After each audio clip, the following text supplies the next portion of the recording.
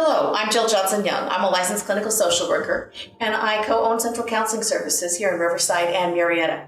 We work very closely with the Division of Victim Services and the Safe Family Justice Centers in serving people who are victims of crime and their survivors.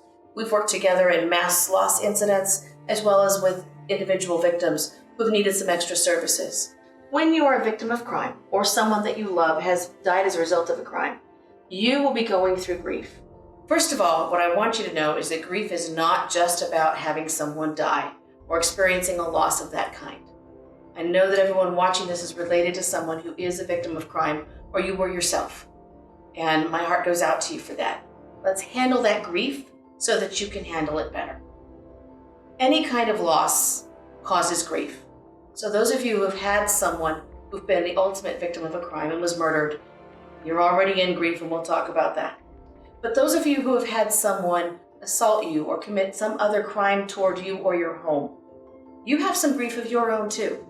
You have lost your safety, maybe your personal safety, the safety of walking into your home and knowing that there's nobody there who shouldn't be there, or being out on the street and feeling safe in your car. Trust me, I know that one. I was held up in an armed robbery. I remember that gun to my head. There's a certain amount of, I need to teach myself how to be safe again and how to be okay in my city again. So anyone who's had any kind of crime committed against them has got some grief. If you've been disabled because of it, or someone you love has, there's an additional loss there because you have to relearn some of your abilities. You have to relearn, even if you haven't lost abilities, the ability to be out in whatever environment you were in where the crime occurred. Much like those of us in COVID now have to relearn how to tolerate crowds because we haven't had them in a while, have we? Or how to assess that someone is safe when we can't see them. So we only have eyes. For those of you who have had someone who has died as a result of a crime, first and foremost, I want you to take care of yourself. I'm not going to use that overworked term self-care because so many people use it. And now it's become sort of the floofy, let's go to Glen Ivy and have a massage. Self-care is when you are grieving, am I eating something with protein in it? If I only want carbohydrates, then I can have the ice cream, but I should probably put something other than kale on top of it, but something of nutritional value. People will tell you you need to sleep a regular sleep cycle. If you are grieving, if you're also feeling unsafe from a crime, you're not probably going to sleep all night. That's normal. That is perfectly normal. If someone says you need to use better sleep hygiene, I want you to go, have you been where I have? Because you don't sleep at night. Our bodies are actually created, thanks to our Neanderthal friends from way back when, to be awake at about 2 a.m. when we feel stressed. That was because we needed to make sure we killed more, I don't know what they were eating in those days, or brought in the crops in the 1400s, or if you were my ancestors, went and picked a few more lingonberries and brought in a couple reindeer. You needed to make sure you were going to take care of yourself and your family. 2 a.m. is that hour. So if you're up at 2, if you can write in a journal, great. Otherwise, find a book that's not super exciting, or find a TV show that's not about crime. No Crime Stoppers, no cops, no none of that. You don't get to watch that. You get to watch something like, I don't know, I Love Lucy. Something sort of mindless, okay? Something that doesn't have lots of flashing lights in it because those will wake you up more. Then you need to take a nap if you can later in the day. And if you can't, be aware that you might snap someone's head off because you're tired and frustrated and grieving. I am known for snapping people's heads off when I'm grieving if I find dirty dishes in the sink. I have learned to manage that by calling home on my way home 3 times. If after the 3rd warning you are not smart enough to clean out the sink, all bets are off. I get to chew, right?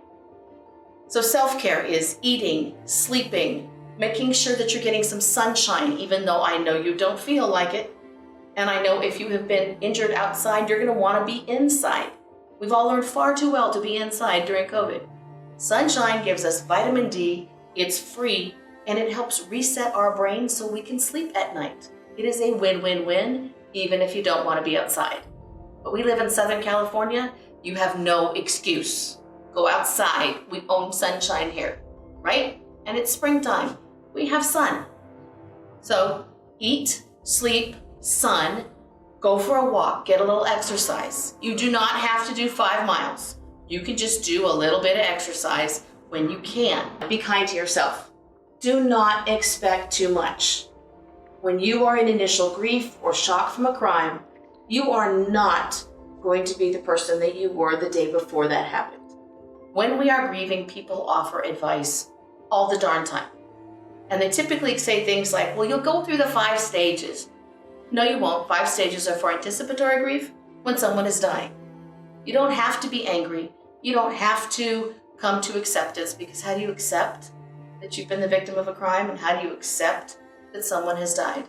You are working towards moving past this and through this, and if your loved one has died, to learn how to take them with you so that you always have those memories of them and they can be incorporated. Finally, we've got Mother's Day and Father's Day coming up.